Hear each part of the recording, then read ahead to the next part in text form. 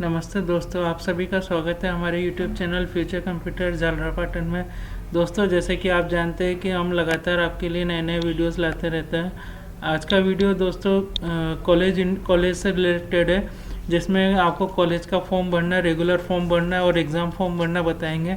दोस्तों, हम वीडियो बनाने में थोड़ा लेट हो गए हैं। उसका रीज़न ये था कि हम एग्ज़ाम फॉर्म के बारे में भी आपको बताना चाह रहे थे कि एग्ज़ाम फॉर्म कैसे फिलअप होगा और किस तरीके से पूरे उसकी प्रोसेस होगी। तो हम शुरू से एंड तक के लिए वीडियो आज का थोड़ा लंबा है, तो हम ज़्यादा समय नहीं लेते हुए सीधे वीडियो स्टार्ट करते हैं दोस्तों। तो वीडियो स्टार्ट करने में सबसे पहले दोस्तों यह है कि आपको अपनी जो भी एग्ज़ाम फॉर्म भरना चाह रहा है वो सबसे पहले अपनी SSO ID लॉगिन करें। ये दो तरीके से आप फॉर्म भर सकते हो। अगर आप ई मित्र वाले हो तो आप अपना ई मित्र लॉगिन करके और ई मित्र के पोर्टल से भी आप फॉर्म भर सकते हो। और अगर आप नॉर्मल पर्सन हो, जो स्टूडेंट हो, और अगर आप SSO ID से भरना चाहते हो तो इसको SSO ID से भरना पड़ेगा। और दोस्तों, ये फॉर्म अब SSO ID से ही भरा रहा है, तो SSO ID बनानी ज़रूरी है। उसके लिए हमने अलग से वीडियो बना रखा है कि SSO ID किस प्रकार से बनाएंगे। तो उसके लिए हम आपको वीडियो का लिंक डिस्क्रिप्शन में दे देंगे कि किस प्रकार से आप SSO ID बनाएंगे, रजिस्ट्रेशन करेंगे, अगर अभी तक आपकी SSO ID नहीं बनी हुई है तो सबसे पहले दोस्तों SSO ID का यूज़ करना पड़ेगा। यहाँ पे SSO ID ऐसी ID है जो राजस्थान गवर्नमेंट ने राजस्थान के सिटीजन्स के लिए बनाई है, और जिसमें वो अपने राजस्थान गवर्नमेंट के सभी काम कर सकते हैं।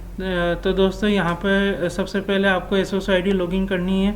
तो हम पहले एक बार हम ई मित्र के वे में बताते हैं कि अगर आप ई मित्र वाले हो तो आपको क्या प्रोसेस करनी रहेगी। तो सबसे पहले दोस्तों आपको SSO ID लॉगिन करनी है।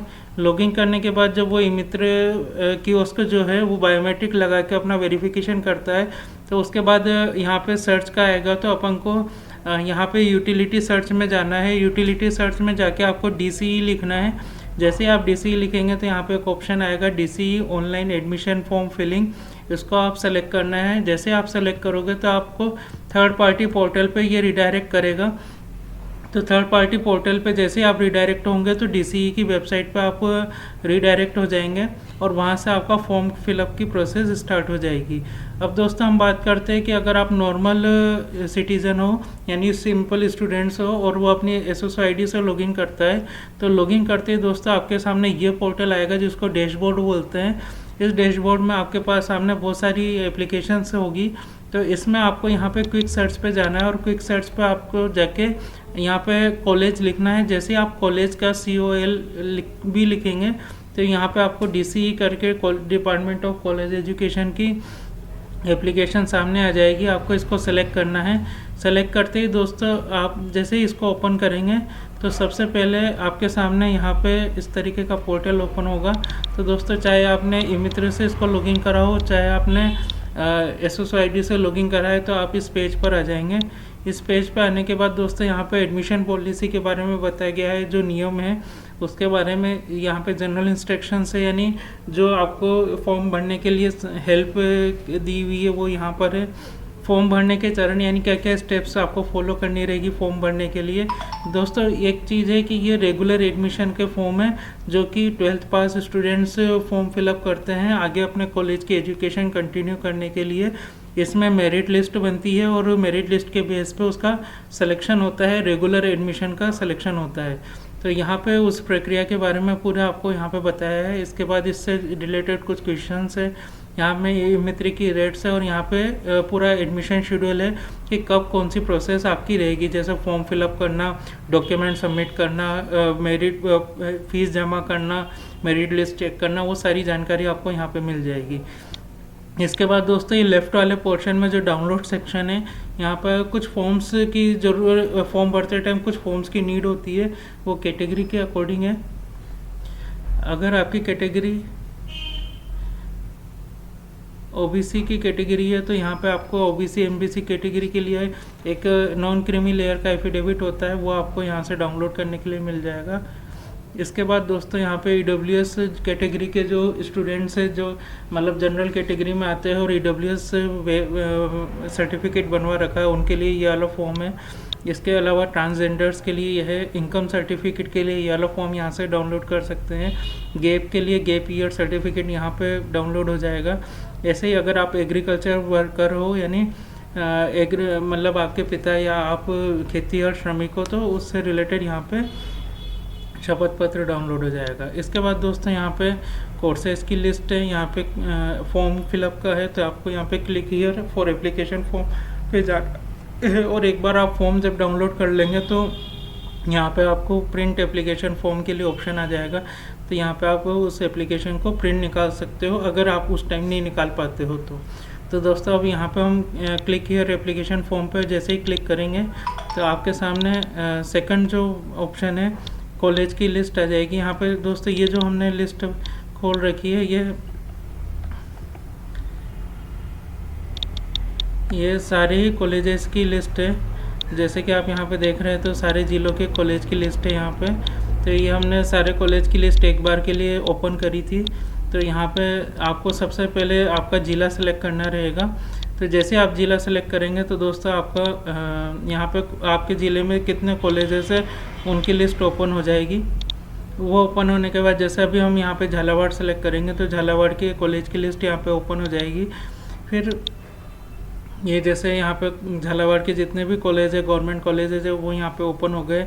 इसमें आपको कॉलेज सेलेक्ट करना है। कॉलेज सेलेक्ट करते ही दोस्तों आप नेक्स्ट प्रोसेस में चल जाएंगे, जो कि यहाँ पे आपके सबसे पहले आपसे पूछेगा कि आप राजस्थान के मूल निवासी है, क्योंकि दोस्तों अगर राजस्थान के मूल निवासी नहीं है तो वो भी यहाँ पे फॉर्म भर सकते हैं। तो अगर आप यहाँ पे राजस्थान के मूल निवासी पे यस करते हैं तो आपसे जनाधार नंबर या रसीद नंबर यहाँ पे मांगेगा। तो दोस्तों यहाँ पे आपको विशेष ध्यान रखना है कि आपकी जनाधार की डिटेल सेम वही होनी चाहिए जो आपके 10-12 की मार्कशीट में है। अगर मान लो दोस्तों आपकी कुछ भी मिस्टेक हो रही है, जैसे कि आपके नाम में या आपकी जनाधार की जो प्रोफाइल है उसमें आपके पिता का नाम या माता का नाम में कुछ डिफ्रेंशिएशन है, यानी कुछ अलग अलग है, तो आपको पहले जनाधार में उसको अपडेट करा लीजिएगा, क्योंकि यहाँ पर रसीद नंबर से भी आप फॉर्म भर सकते हैं। तो रसीद नंबर से वो आपको अपडेटेड डाटा दिखा देगा, लेकिन आप गलत फॉर्म मत भरिए, क्योंकि वो फिर मार्कशीटों में भी वही नाम आएंगे जो यहाँ से जाएंगे। तो दोस्तों यहाँ पे हम जनाधार नंबर या रसीद नंबर डाल के गेट डिटेल्स करेंगे तो यहाँ पे आपकी परिवार की लिस्ट खुल जाएगी। परिवार की लिस्ट खुलने के बाद दोस्तों आपको उस स्टूडेंट को सेलेक्ट करना है जिसका फॉर्म भरना है। जैसे आप सेलेक्ट करेंगे तो दोस्तों उसके मोबाइल नंबर पे OTP जाएगा। मोबाइल नंबर वही लेगा जो जनाधार की प्रोफाइल में उसका मोबाइल नंबर जुड़ा हुआ है। उसके बाद आपको वो OTP डाल के वेरीफाई OTP करना है। जैसे ही आप OTP वेरीफाई करेंगे तो उसके बाद नेक्स्ट प्रोसेस यहाँ पे आपके 12th बोर्ड के बारे में है।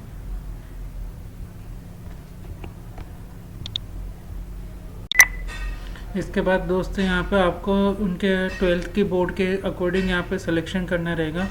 जैसे राजस्थान बोर्ड अगर 2022-23-24 में से कर रखी है, CBSE board, ITI with English, polytechnic या अदर, यानी जो राजस्थान बोर्ड में पुराने ईयर्स वाले हैं या फिर और कोई बाहर की बोर्ड या ओपन स्कूल से अगर उन्होंने करा है तो आप यहाँ पे अदर्स वाला ऑप्शन सेलेक्ट करेंगे। इसके बाद दोस्तों अगर उन्होंने RBSE कर रखा है तो RBSE के रोल नंबर डालेंगे। उसके बाद एप्लीकेंट का फर्स्ट लेटर, नेम का, फादर के नेम का फर्स्ट लेटर, यहाँ पे ईयर ऑफ पासिंग जो 2022-23-24 में से सिलेक्शन करना है। उसके बाद कैप्चा कोड डालेंगे दोस्तों। कैप्चा कोड डालने के बाद नेक्स्ट पे जाएंगे तो दोस्तों यहाँ पे हमने ये डिटेल डाली है। डिटेल डाल के जब कैप्चा डालेंगे तो यहाँ पे RBSE रिकॉर्ड का ऑनलाइन रिकॉर्ड जो है उससे यहाँ पे डाटा वेरीफाई करने के लिए देगा। तो आप एक बार क्रॉस चेक कर ले स्टूडेंट की डिटेल, उसके बाद यस करें। यस करने के बाद अपन जब आप दोबारा फॉर्म खोलेंगे तो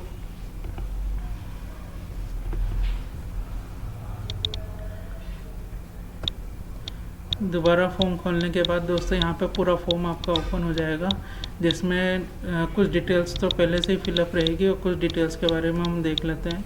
तो यहाँ तक हमने देख लिया था। यहाँ पे एप्लीकेंट का नाम, फादर नेम, मदर नेम, ये सब आपके रिकॉर्ड के अकॉर्डिंग आ जाएगा। जेंडर सिलेक्शन रहेगा, are you single child girl है या नहीं है वो आप यहाँ पे सिलेक्ट करेंगे। फिर date of birth, mobile number, email ID। इसके बाद यहाँ पे दोस्तों आधार नंबर डालना है, जनाधार नंबर आ जाएगा। यहाँ पे कैटेगरी आ जाएगी, कास्ट आ जाएगी, कैटेगरी आपको सेलेक्ट करनी रहेगी, कास्ट यहाँ पे आ जाएगी। इसके बाद दोस्तों इनमें से दिव्यांग है या कोई भी कंडीशन है तो आप यहाँ पे सेलेक्ट करेंगे। इसके बाद दोस्तों अगर उनके पेरेंट्स की कोविड-19 के दौरान अगर डेथ हुई है तो वो आप यहाँ पे यस कर सकते हैं। इसके अलावा अगर आप लघु सीमांत या बटाईदार किसान या श्रमिक के बेटे हैं तो आप यहाँ पे यस कर सकते हैं। इसका हमने अटेस्टेड फॉर्म पहले ही देखा था, वो फॉर्म आपको लगाना रहेगा अगर आप इसको यस करते हैं तो। इसके बाद यहाँ पे नेशनलिटी सेलेक्ट करनी है। उसके बाद बोनस मार्क के लिए यहाँ पे आपको क्लेम करना है, अगर यस क्लेम करना है तो यस, नहीं तो नो करेंगे। यहाँ पे 12 की डिटेल तो दोस्तों रिकॉर्ड से आ जाएगी, बाकी आपको 10 की डिटेल यहाँ पे पूरी एंट्री करनी रहेगी। इसके बाद दोस्तों यहाँ पे ऑप्शनल सब्जेक्ट जो उनके 12th में थे वो यहाँ पे आपको सेलेक्ट करना है। इसके बाद जो कॉलेज आपने सेलेक्ट करा है वो कॉलेज का नाम आ जाएगा। फिर किस क्लास के लिए आप अप्लाई करो, जैसे BA, BCom, BSc, तो वो यहाँ पे आपको सेलेक्ट करनी है। इसके बाद दोस्तों पेरेंट्स की डिटेल आपको यहाँ पे सबमिट करनी है। जैसे आप गार्जियन की डिटेल देना चाहते हो या पेरेंट्स की, और पेरेंट की देना चाहते हो तो यहाँ पे उनका ऑक्यूपेशन एड्रेस, मोबाइल नंबर। इसके बाद दोस्तों यहाँ पे आपको कोर्सेज सेलेक्ट करने रहेंगे। ग्रुप्स जो रहते हैं मतलब इनके, जैसे आपने BA लिया है तो BA के अकॉर्डिंग जो ग्रुप्स रहेंगे, BCom और BSc के अकॉर्डिंग जो ग्रुप्स रहेंगे वो आपको यहाँ पे सेलेक्ट करने रहेंगे। वो जैसे ही आप यहाँ पे सब्जेक्ट सेलेक्ट करेंगे BA, BCom, BSc, उसके अकॉर्डिंग यहाँ पे लिस्टेड हो जाएंगे। उसके बाद दोस्तों यहाँ पे पेरेंट्स की डिटेल डालनी रहेगी, जिसमें मोबाइल नंबर और ऑक्यूपेशन इस टाइप की डिटेल रहेगी। यहाँ पे एनुअल इनकम डालनी रहेगी। इसके बाद दोस्तों यहाँ पे नॉमिनी जो इंश्योरेंस पॉलिसी होती है उसके लिए नॉमिनी आपको किसको रखना वो आप यहाँ पे सेलेक्ट करें। इसके बाद दोस्तों कॉलेजेस में जो अलग अलग एक्टिविटी होती है, जैसे NCC, NSS और वुमेन सेल्स टाइप के जो रहते हैं, अगर आपको उसकी प्रेफरेंस के अकॉर्डिंग कॉलेज सेलेक्ट करना है तो आप यहाँ पे सेलेक्ट कर सकते हैं। इसके बाद दोस्तों अगर आपको पब्लिक ट्रांसपोर्ट में कंसेशन चाहिए, यानी आप पब्लिक ट्रांसपोर्ट से कॉलेज आ जाते हो, तो यहाँ पे कंसेशन के लिए यस कर सकते हैं। अगर आपको कोई एडिशनल डिप्लोमा या सर्टिफिकेट चाहिए तो यस कर सकते हैं। इसके अलावा जो मॉक कोर्सेज होते हैं जो गवर्नमेंट के थ्रू फ्री ऑफर किए जाते हैं कोर्सेज ऑनलाइन, तो उसके लिए आप यहाँ पे यस कर सकते हैं। ऐसे ही ज्ञान सुधा और स्टेट लेवल के जो art and culture based competition exams होते हैं उनके लिए आप अप्लाई करना चाहते हो तो इन सब में यस कर सकते हो। उसके बाद दोस्तों यहाँ पे बैंक डिटेल आएगी। अगर आप ये फॉर्म जनाधार के थ्रू भर रहे हो तो जनाधार की प्रोफाइल में अगर आपका बैंक खाता जुड़ा हुआ है तो इसमें ऑटोमेटिक बैंक डिटेल आ जाएगी। अगर आपका वहाँ पे बैंक खाता नहीं जुड़ा हुआ है तो आपको यहाँ पे फिलअप करनी रहेगी। तो दोस्तों अगर आपका जनाधार में प्रोफाइल अपडेटेड है तो यहाँ पे ऑटोमेटिक आ जाएगी डिटेल। इसके बाद दोस्तों यहाँ पे फ़ोटो अपलोड करना है। फ़ोटो में आपको स्पेशली ध्यान रखना है कि 100 से 150 KB के बीच का फ़ोटो होना चाहिए। सिग्नेचर के लिए 50 से 100 KB की सिग्नेचर होनी चाहिए। बैंक पासबुक के लिए 250 से 500 KB होना चाहिए। कास्ट सर्टिफिकेट अगर एलिजिबल है, जैसे ये इस कंडीशन में ये SC है इसलिए कास्ट सर्टिफिकेट है, अगर जनरल होगा तो यहाँ पे कास्ट सर्टिफिकेट की ज़रूरत नहीं होगी, और OBC होगा तो यहाँ पे आपको इनकम सर्टिफिकेट और चाहिए रहेगा, तो वो डॉक्यूमेंट यहाँ पे अपलोड होंगे। इसके अलावा दोस्तों डॉक्यूमेंट सारे JPG फॉर्मेट में होंगे आपके, ये चीज़ आपको विशेष ध्यान रखनी है। इसके अलावा दोस्तों आपको लास्ट में यहाँ पे टिक करके कि मैं उपरोक्त शर्तों की पालना करती हूँ करके सबमिट करना रहेगा। दोस्तों जैसे ही आप फॉर्म सबमिट करेंगे तो नेक्स्ट स्टेप में आपके पास यहाँ पे जैसे ही आप फॉर्म सबमिट करेंगे तो नेक्स्ट स्टेप में आपके पास यहाँ पे चालान के लिए ऑप्शन आएगा, जिसमें आपका 10 रुपये, दोस्तों ये हमने SSID से भरा था, स्टूडेंट की SSID से, तो यहाँ पे 10 रुपये का चार्ज जो ऑनलाइन पेमेंट है वो कटेगा। और अगर आप ई-मित्र से भर रहे हो तो वहाँ पे शायद 50 रुपये का टोकन कटेगा, तो वो यहाँ पे ई-मित्र वॉलेट से ऑटोमेटिक पेमेंट डिडक्ट हो जाएगा। और यहाँ पे आपको ऑनलाइन पेमेंट करने के लिए ऑप्शन रहेगा, जैसे आप नेट बैंकिंग या एग्रीगेटर का यूज़ कर सकते हैं। तो अगर नेट बैंकिंग आपकी चालू है और एक्टिवेट है तो आप नेट बैंकिंग यूज़ करें, और अगर आप UPI या डेबिट कार्ड, क्रेडिट कार्ड के माध्यम से पेमेंट करना चाहते हो तो आप एग्रीगेटर सेलेक्ट करके यहाँ पे ऑप्शन सेलेक्ट कर सकते हैं। जैसे हमने यहाँ के लिए पेटीएम ऑप्शन सेलेक्ट करके पे नाउ पे क्लिक करा है, यहाँ पे चार्जेस डिटेल रहेगी, वो आप यहाँ पे देख सकते हैं। इसके बाद दोस्तों नेक्स्ट में जाएंगे तो यहाँ पे जैसे ही पेमेंट कंफर्म होगा तो यहाँ पे आपके एप्लीकेशन नंबर यानी एप्लीकेशन आईडी जनरेट हो जाएगी और ये पूरा फॉर्म आपके सामने आ जाएगा। इस फॉर्म में आपको सारी डिटेल एक बार आप देख सकते हैं और ये फॉर्म आप कस्टमर को प्रिंट करके देंगे ताकि ये फॉर्म के बिहाफ पे ही उसका जब एडमिशन हो जाएगा यानी मेरिट लिस्ट में अगर उसका नाम आता है या वेटिंग में है या जो भी कंडीशन है वो सब इन एप्लीकेशन आईडी की मदद से ही चेक होगा। यहाँ तक कि दोस्तों जब उसका अगर कंफर्म सिलेक्शन हो जाता है तो उसके बाद जो फीस जमा होगी वो भी इसी एप्लीकेशन आईडी की मदद से होगी। तो ये प्रिंट स्टूडेंट को संभाल के रखनी है जब तक कि मेरिट लिस्ट नहीं आ जाती है। तो उसके बाद भी दोस्तों फ़ीस जमा करने के लिए ये एप्लीकेशन आईडी की ज़रूरत पड़ेगी। तो ये पूरा प्रोसेस था दोस्तों। अच्छा दोस्तों, इसमें एक जानकारी और है कि आप जैसे यहाँ पे हमने गवर्नमेंट पीजी कॉलेज के लिए फॉर्म भरा था, तो ज़रूरी नहीं है कि आप एक ही कॉलेज के लिए फॉर्म भरो, आप एक से ज़्यादा कॉलेज के लिए भी फॉर्म फिलअप कर सकते हैं। फिर जिस भी कॉलेज में आपकी रैंक कम है या आपकी वेटिंग कम है या आपका सिलेक्शन हो गया 100%, तो आप उसको चूज़ करके उसमें फ़ीस जमा कर सकते हैं। तो दोस्तों ये था आपका जो रेगुलर एडमिशन का स्टूडेंट है उसकी पूरी प्रोसेस है। इसी तरीके से दोस्तों हमने जो सेकंड सेमेस्टर के फॉर्म्स है उसके लिए भी हमने एक वीडियो बनाया है, तो उसके लिए भी हम एक बार यहाँ पे थोड़ी सी बात कर लेते हैं। तो जो सेकंड सेमेस्टर का फॉर्म है दोस्तों उसके लिए आपको जैसा कि पता है कि एग्ज़ाम फॉर्म है वो डायरेक्ट एग्ज़ाम फॉर्म आ रहे हैं, तो उसके लिए कोई आपका रेगुलर फॉर्म नहीं है। आप इसमें आपको सीधे यूओके की वेबसाइट ओपन करनी है। यूओके की वेबसाइट ओपन करते ही आपको स्टूडेंट कॉर्नर में जाना है। यहाँ पर आपको ऑनलाइन एग्जामिनेशन फॉर्म सेलेक्ट करना है। इसको सेलेक्ट करके आप नेक्स्ट जाएंगे तो अगर आपके पास ये इशू आता है इस टाइप का, तो आपको यहाँ पे ORG जो लिखा है उसको हटा के इन्फो करना रहेगा। इन्फो करते ही जैसे आप सबमिट करेंगे तो ये एग्ज़ाम पैनल यहाँ पे ओपन हो जाएगा। तो दोस्तों यहाँ पे आपको एक चीज़ का विशेष ध्यान रखना है कि अगर आप मास्टर डिग्री के फॉर्म भर रहे हो जो second semester, fourth semester, six semester, 8th semester और 10th सेमेस्टर के, तो आपको स्टूडेंट पैनल मेन एग्ज़ाम 2024 में जाना है। और दोस्तों अगर आप ग्रेजुएशन के जो BA के, BCom के, BSc के, B.Ed के, BA B.Ed और BSc B.Ed के सेकंड सेमेस्टर के फॉर्म भर रहे हो तो आपको पैनल फॉर NEP जाना है, नेप जाना है। जिन मित्र कैंडिडेट ने या जिस भी स्टूडेंट ने पिछली बार फर्स्ट सेमेस्टर के लिए फॉर्म भरा था तो उनको इस चीज़ के बारे में अच्छे से ध्यान है कि उन्होंने किस वे में ये फॉर्म भरा था। अगर उन्होंने जैसे ग्रेजुएशन वाला फर्स्ट सेमेस्टर था तो उन्होंने पैनल फॉर NEP से फॉर्म भरा था और उनके ID पासवर्ड जनरेट हुए थे। इसमें ID थी UOK से स्टार्ट हो रही थी, अगर उनको ध्यान नहीं हो तो उसके बारे में ये है। और अगर मान लो जो मास्टर डिग्री के स्टूडेंट्स हैं जिन्होंने सेकंड सेमेस्टर, फोर्थ सेमेस्टर का फॉर्म भरना है और पिछले साल फर्स्ट सेमेस्टर, थर्ड सेमेस्टर का फॉर्म भरा था, तो वो स्टूडेंट पैनल मेन एग्ज़ाम 2024 पे जाएंगे। तो दोस्तों जैसे ही आप इस पर क्लिक करेंगे तो आपके पास यहाँ पे पोर्टल ओपन होगा। यहाँ पे आपको रजिस्ट्रेशन ID और मोबाइल नंबर डालना, पासवर्ड डालना पड़ेगा। तो दोस्तों अगर किसी के रजिस्ट्रेशन ID नहीं मिल रही है या बुक हो गई है या फिर उनके पास पेपर नहीं है तो वो यहाँ पे मोबाइल नंबर के थ्रू या जनरल डिटेल के थ्रू रजिस्ट्रेशन डिटेल वापस ला सकते हैं। यानी उनके मोबाइल नंबर पे वो रजिस्ट्रेशन डिटेल भेज दी जाएगी जो कि रजिस्ट्रेशन ID और पासवर्ड होगा। और अगर दोस्तों किसी के पास अगर रजिस्ट्रेशन ID है और पासवर्ड नहीं है तो वो पासवर्ड उनके मोबाइल नंबर ही है जो उन्होंने फॉर्म भरवाते टाइम डाले थे, तो आप पासवर्ड में मोबाइल नंबर डाल सकते हैं। लेकिन रजिस्ट्रेशन ID आपके एग्ज़ाम फॉर्म में आपको मिलेगी या पुराना जो फॉर्म आपने फर्स्ट सेमेस्टर के लिए फिलअप करा था उसमें आपको वो डिटेल मिल जाएगी।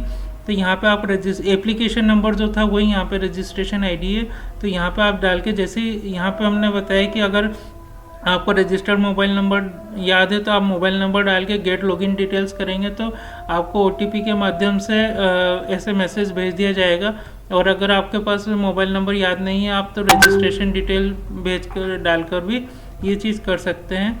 तो दोस्तों अब हम बात कर रहे हैं कि जैसे हमने लॉगिन करा था तो यहाँ पर हमने लॉगिन ID और पासवर्ड डाला, तो पासवर्ड डालते ही आपका ये फॉर्म ओपन हो गया जैसे कि पिछले साल फर्स्ट सेमेस्टर या थर्ड सेमेस्टर के लिए ओपन हुआ था। यहाँ पे आपको फिल एग्ज़ाम फॉर्म पे क्लिक करना है। जैसे आप यहाँ पे क्लिक करेंगे तो यहाँ पे आपका क्लास सिलेक्शन पैनल ओपन हो जाएगा जिसमें हमको कैटेगरी में जैसे कि रेगुलर है, प्राइवेट है या एक्स स्टूडेंट है वो आपको यहाँ पे सिलेक्ट करना है। यूजी पीजी अदर कोर्सेज में सेमेस्टर आपको सिलेक्ट करना है। इसके बाद दोस्तों क्लास के लिए यहाँ पे अगर पुराने फॉर्म में तो आपको यूजी पीजी सेलेक्ट करना रहेंगे, लेकिन अगर सेकंड सेमेस्टर के फॉर्म है तो यहाँ पे आपको सेमेस्टर सेलेक्ट करना रहेगा। इसके बाद दोस्तों यहाँ पे क्लास रहेगी, जैसे कि एमए में कौन सा सब्जेक्ट है, बीए में एमए एमकॉम एमएससी इनमें कौन सा सब्जेक्ट है वो आपको सेलेक्ट करना है। उसके बाद दोस्तों यहाँ पे एग्ज़ाम फॉर्म सेलेक्ट करना है, जेंडर सेलेक्ट करना है, कॉलेज सेलेक्ट करना है और बैंक चालान सेलेक्ट करना है। इसके बाद आप नेक्स्ट फिल एग्जामिनेशन फॉर्म पे जाएंगे। तो जैसे देखो यहाँ पे हमने ये सेलेक्ट कर रखा है सारा कि सबसे पहले तो हमने प्राइवेट स्टूडेंट का फॉर्म था तो ये प्राइवेट सेलेक्ट करा है। इसके बाद जिसको हम नॉन कॉलेजिएट भी बोलते हैं, इसके बाद यहाँ पे हमने सेमेस्टर सेलेक्ट करा है। सेकंड सेमेस्टर था, एमए सोशियोलॉजी सब्जेक्ट था तो वो यहाँ पे सेलेक्ट करा है। इसके बाद जेंडर, इसके बाद कॉलेज, इसके बाद इनका चालान का तरीका, पेमेंट करने का तरीका। इसके बाद फिल एग्जामिनेशन फॉर्म पे क्लिक करेंगे तो यहाँ पे जो इनका लास्ट ईयर का रिकॉर्ड है वो यहाँ पे ओपन हो जाएगा। इसके बाद दोस्तों यहाँ पे आपको हिंदी में इनकी डिटेल फिलअप करनी रहेगी। साथ ही साथ दोस्तों यहाँ पे अगर हमें पिछले रिकॉर्ड के अकॉर्डिंग पूरा रिकॉर्ड चाहिए तो आप यहाँ पे ये सेलेक्ट ऑप्शन को यस कर दीजिए। तो आपका जो पिछला फर्स्ट सेमेस्टर का जो फॉर्म फिलअप करा था उसके अकॉर्डिंग पूरा डिटेल आ जाएगा। और उसके बाद आप यहाँ पे नेक्स्ट करिए। नेक्स्ट करने के बाद दोस्तों यहाँ पे फॉर्म आपका ओपन हो जाएगा। तो यहाँ पे भी हम फॉर्म की पूरी बात कर लेते हैं। तो जैसे फ़ोटो सिग्नेचर आपको ऑटोमेटिक आ जाएंगे। इसके बाद दोस्तों यहाँ पे जो 90% डिटेल है वो ऑटोमेटिक फिलअप रहेगी। कुछ डिटेल्स आपको चेंज करनी रहेगी और कुछ डिटेल्स आपको फिलअप करनी रहेगी, तो वो आप यहाँ पे सेलेक्ट कर सकते हैं। अगर कोई भी डिटेल में आपको इश्यू है तो आप मुझे बताएं या कमेंट सेक्शन में आप बताइए, तो हम आपको उसमें आंसर देंगे। अब जैसे सेकंड सेमेस्टर का फॉर्म था तो दोस्तों यहाँ पे 4 ही सब्जेक्ट सेलेक्ट करने, और अभी जो सेमेस्टर में एक नया कंसेप्ट चालू हुआ है CBCS सब्जेक्ट। तो CBCS सब्जेक्ट में आपको इन सब्जेक्ट में से कोई एक सब्जेक्ट चूज़ करना है। आप सब्जेक्ट चूज़ करके यहाँ पे प्रोसीड करेंगे।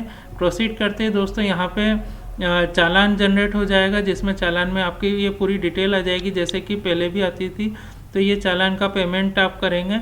चालान की भी प्रिंट आपको निकालनी है दोस्तों, क्योंकि वहाँ पे जब आप एग्ज़ाम फॉर्म में सबमिट कराने जाओगे कॉलेज में तो वहाँ पे चालान की प्रिंट मांग ली जाती है। तो चालान की प्रिंट आप दे दीजिएगा, क्योंकि चालान की प्रिंट दोबारा नहीं निकल पाएगी, इसलिए पहले ही उसकी एक प्रिंट निकाल लीजिएगा या एक कॉपी सेव कर लीजिएगा। इसके बाद दोस्तों आपके पास यहाँ पे नेट बैंकिंग, डेबिट कार्ड और UPI का तरीका है। आप किसी भी तरीके से पेमेंट कर सकते हैं। इसमें भी आपको VPI और QR कोड है। VPI मतलब UPI ID डाल के आपको पेमेंट करना है, या QR कोड स्कैन करके पेमेंट करना है, वो आप यहाँ पे सेलेक्ट कर सकते हैं। हमने QR कोड का लिया था तो यहाँ पे QR कोड जनरेट हो गया था। इसके बाद दोस्तों ये पेमेंट की रिसिप्ट है, इसकी भी आपको प्रिंट निकाल के कस्टमर को देनी है और इसको भी सेव करके रखनी है। इसके बाद दोस्तों जब आप एग्ज़ाम फॉर्म पे क्लिक करेंगे, प्रिंट एग्ज़ाम फॉर्म पे, तो यहाँ पे प्रिंट आपका एग्ज़ाम फॉर्म ओपन हो जाएगा पूरा। तो इसको प्रिंट करके आप कस्टमर को दे सकते हैं, जिसका वो कॉलेज में जमा कराएंगे। और कॉलेज में जमा कराने की 30 तारीख है दोस्तों लास्ट डेट। अब ये था दोस्तों मास्टर डिग्री के जो सेमेस्टर के एग्ज़ाम फॉर्म भरा रहे हैं, और जो फर्स्ट सेमेस्टर के लिए आपके कॉलेज के फॉर्म भरा रहे हैं ग्रेजुएशन लेवल के, उन दोनों के लिए हमने यहाँ पे बात करी है। नेप वाले दोस्तों अभी हमने वीडियो नहीं बनाया है, क्योंकि वीडियो बहुत लंबा हो जाता है अगर हम उसको भी इंक्लूड कर लेते तो दोस्तों जैसे ही जितनी जल्दी हो सके हम वो वीडियो भी आपके लिए लाएंगे। और अगर आपको इस वीडियो में कोई भी इशू है, कोई भी प्रॉब्लम है, तो आप हमें बताइए, कमेंट सेक्शन में आप हमें बताइए, हम आपका प्रॉब्लम को सॉल्व करेंगे। और अगर आपको हमारा वीडियो पसंद आया है तो हमारे चैनल को लाइक और सब्सक्राइब करिए और अपने दोस्तों के साथ शेयर करिए। दोस्तों हम इस वीडियो को डालने में थोड़ा लेट हो गए, जिसका कारण हमने बताया था कि हम एग्ज़ाम फॉर्म का इंतज़ार कर रहे थे प्रॉपर्ली ओपन होने का। अब वो ओपन हो चुके हैं, तो आप इनको फिलअप करके आप ये काम कर सकते हैं। कोई भी जानकारी चाहिए आप कमेंट सेक्शन में हमें बताइए। थैंक यू दोस्तों।